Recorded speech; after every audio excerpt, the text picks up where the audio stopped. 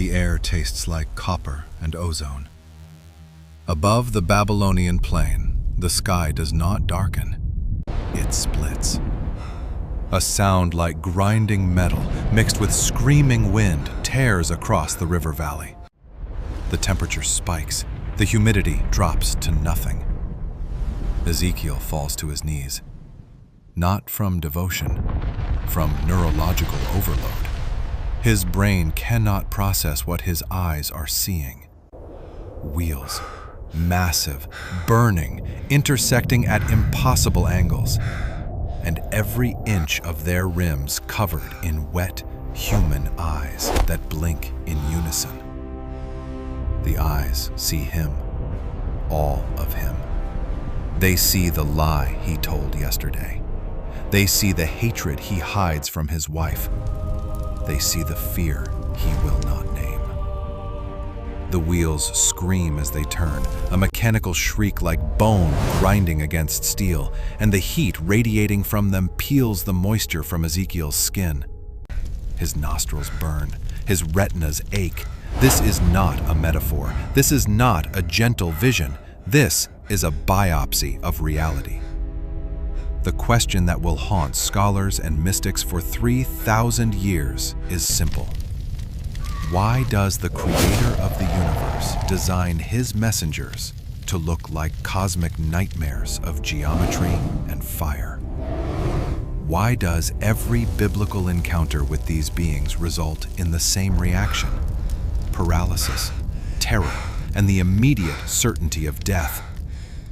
And why, if they are messengers of love, do they always begin with the same 4 words? Do not be afraid. The answer lies in what touches Ezekiel next, and it burns. The year is 593 BC. The Chebar River chokes on reeds and dust. The Babylonian Empire has swallowed Jerusalem. The temple lies in ruins.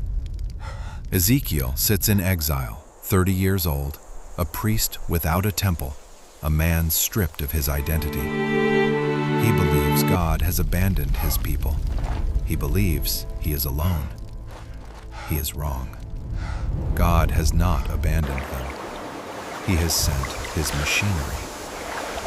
The wind dies. The reeds stop rustling. The air goes still and heavy, pressing against Ezekiel's eardrums. Then the ground beneath his feet begins to vibrate. Not an earthquake, a rhythm. A heartbeat the size of a mountain, steady and relentless. The temperature rises. The air smells of sulfur and burning stone.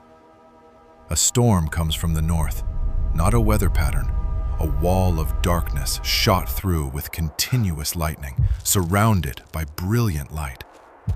The center of the storm glows like molten amber.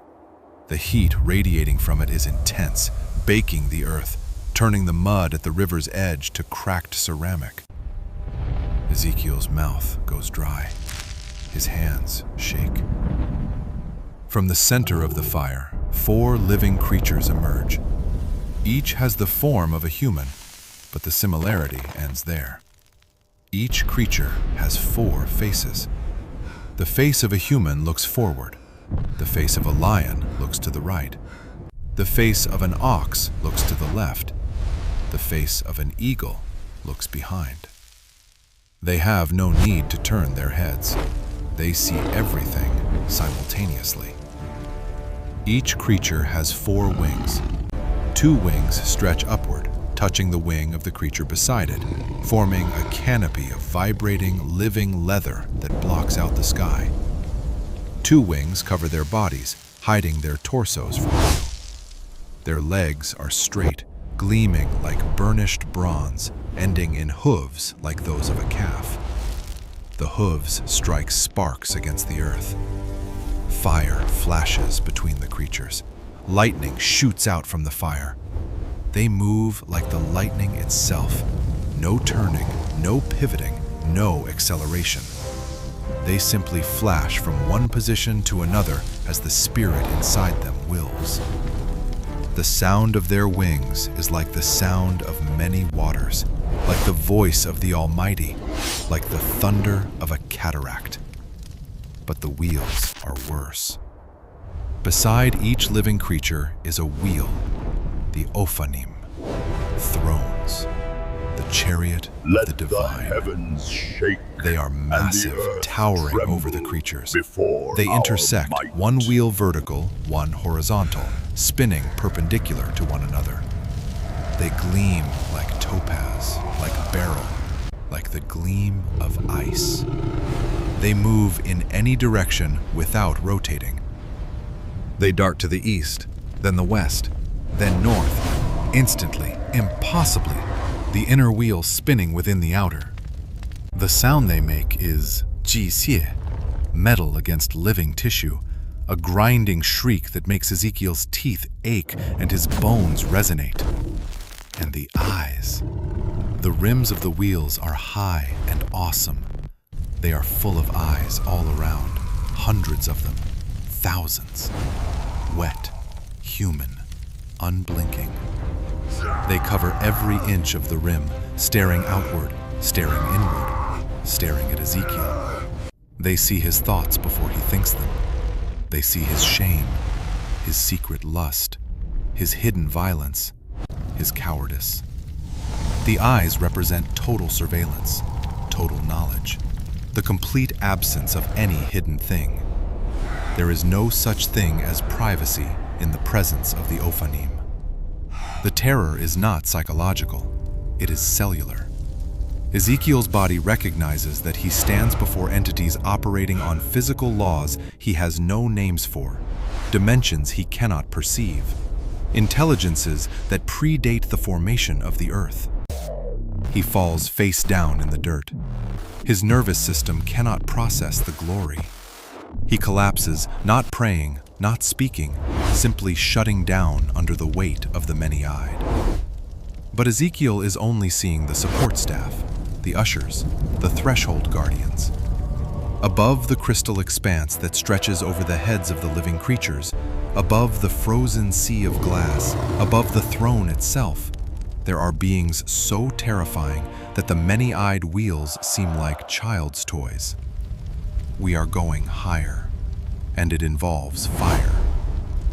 Fast forward 147 years. The location shifts, the temple in Jerusalem. The air hangs thick with incense, frankincense and myrrh burning on the golden altar, the smoke rising in bluish coils toward the cedar ceiling. The smell is sweet and heavy, cloying. Isaiah enters the inner court seeking answers about a dead king. He finds conflagration. The walls of the temple do not crumble, they dissolve. The cedar ceiling vanishes. The stone floor becomes transparent, like glass, like crystal. Above Isaiah, a throne appears, high and lifted up, massive beyond scale, the base lost in distance. The train of the robe that hangs from the throne fills the entire temple, not decorates, fills. The fabric is heavy, shimmering with impossible weight, pressing against the stone pillars, radiating heat. And above the throne, the Seraphim. Each one has 6 wings. With 2 wings, they cover their faces. With 2, they cover their feet. With 2, they fly. They are not humanoid. They are serpentine, burning. The word seraph derives from the Hebrew saraf, to burn. They are made of pure, consuming fire. Their bodies are flame given intelligence and will. The heat from their bodies distorts the air, creating ripples and mirages. The stone columns begin to sweat. The temperature in the room spikes. The incense smoke is burned away instantly, replaced by the smoke of burning, of purification, of absolute power. The Seraphim are not looking at Isaiah. Even they cannot look directly at the throne.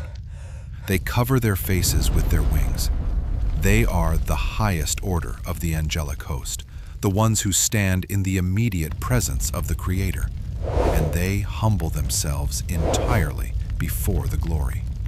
They are vast, terrifying entities of cosmic power, and they know their place.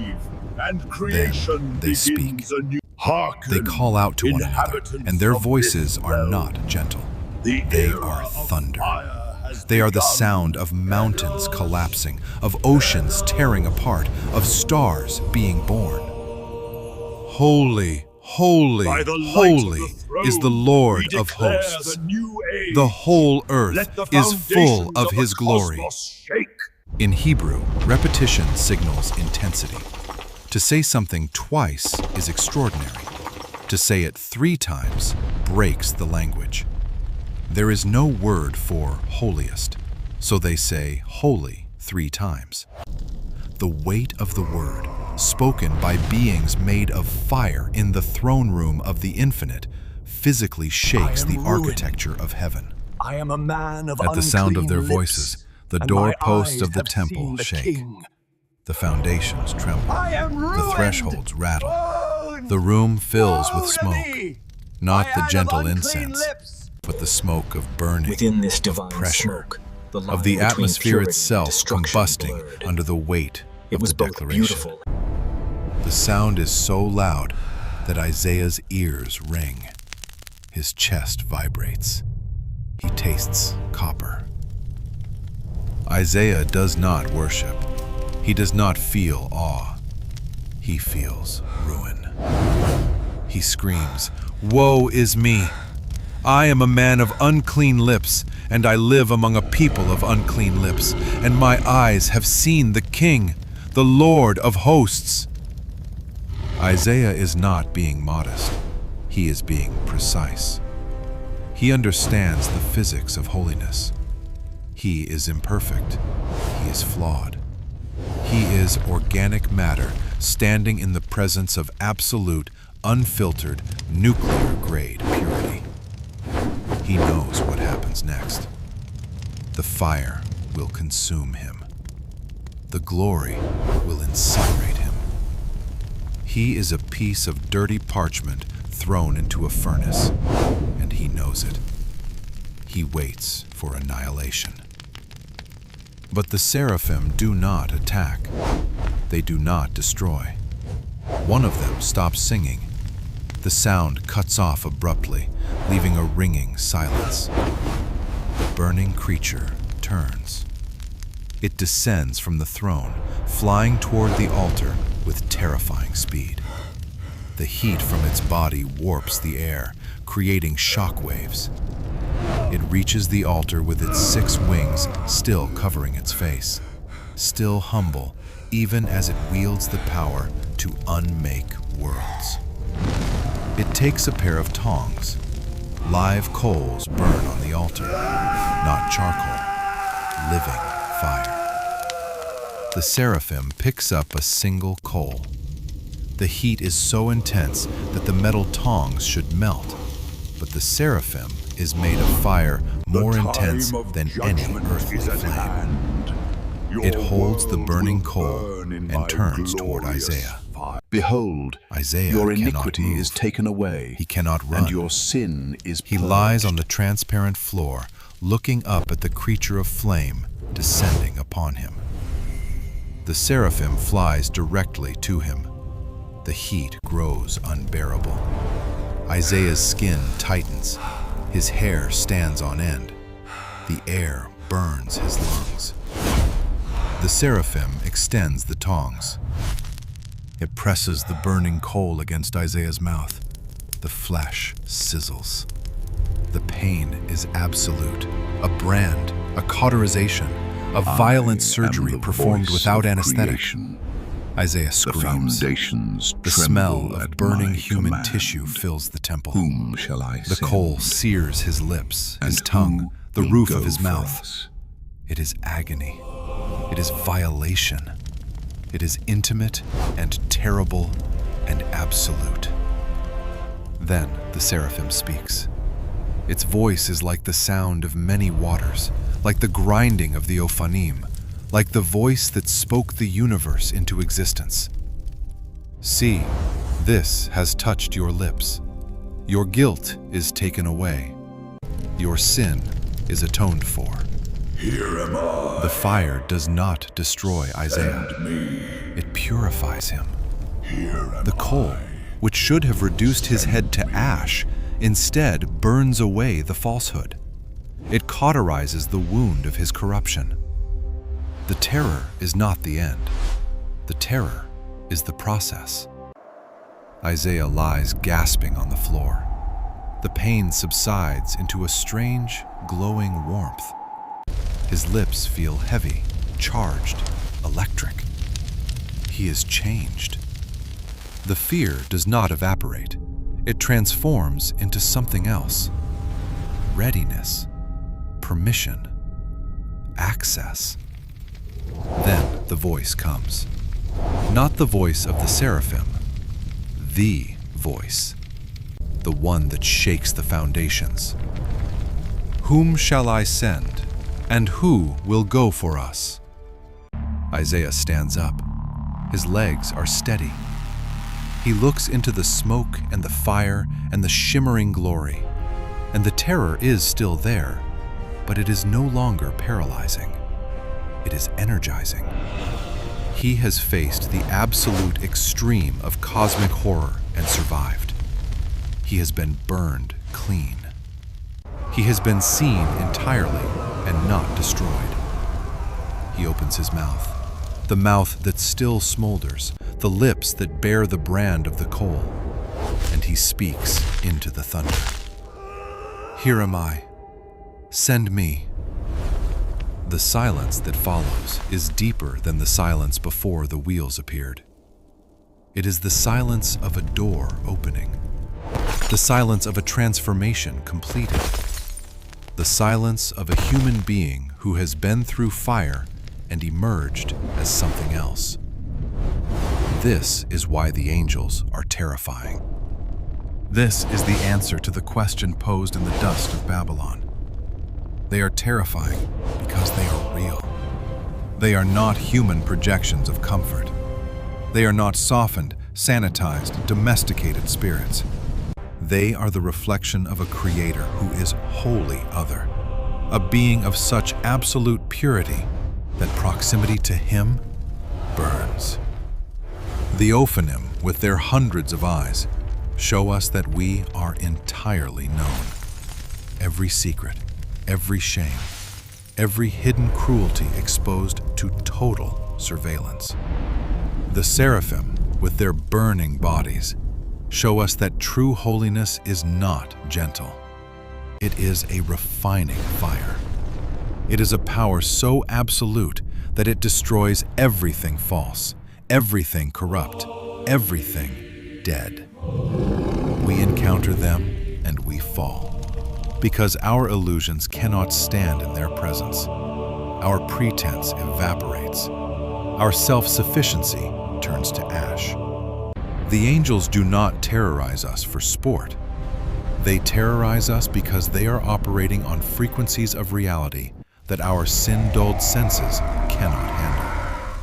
They are vast, ancient, geometric, burning, mechanical, alive in ways that predate biology. When Gabriel appears to Mary centuries later, he does not appear as a beautiful man. He appears as the annihilator of worlds, and his first words are, "Do not be afraid," because fear is the only rational response. When the shepherds see the host of heaven, the glory of the Lord shines around them, and they are sore afraid, not reverent, not awestruck, but terrified into paralysis. Jacob wrestles an angel and walks away with a permanent limp, his hip socket dislocated by a touch. Daniel sees a vision of an angel and collapses into a coma, requiring weeks of recovery. The modern world has lied to us. We have painted angels as soft, feminine, comforting figures with fluffy wings and gentle smiles. We have turned them into Hallmark cards and garden statues. But the biblical reality is this: the closer a being is to God, the less it looks like us. The higher the hierarchy, the more it resembles cosmic And behold, machinery, the machinery burning geometry, appeared in the sky, many-eyed a vision surveillance. of the wheels within The wheels. beings who stand in the direct presence of the Almighty are not humanoid. They are fire and wheel and eye and thunder. They are guardians of the threshold. What is that? They exist to keep the unready out and to burn the ready clean. I They am are the beginning bouncers of the cosmos, and the end. the surgeons of the soul, Behold, the gears I make of the all divine throne. They do not come to comfort us in our sleep. They come to cauterize our wounds, to brand our lips with truth, to shatter our assumptions about what is real. The next time you look at the night sky, remember, somewhere beyond the visible stars, the wheels are still turning. The Ophanim are still watching with their thousands of unblinking eyes. The Seraphim are still covering their faces with 4 wings, roaring, "Holy, holy, holy," with voices that shake the foundations of reality. Kadosh, They have not changed. Kadosh. They do not sleep. They do not soften. And somewhere in the space between your heartbeats, they are waiting, watching, ready to appear in the moment when the sky tears open and the fire descends. The question is not whether you believe in them. The question is whether you are ready to be seen, whether you are ready for the brand, whether you are ready to stand up from the dirt, your lips still smoking, and say into the thunder, "Here am I, send me." Here am I. The angels are terrifying, but the fire that terrifies you is the same fire that will make you clean.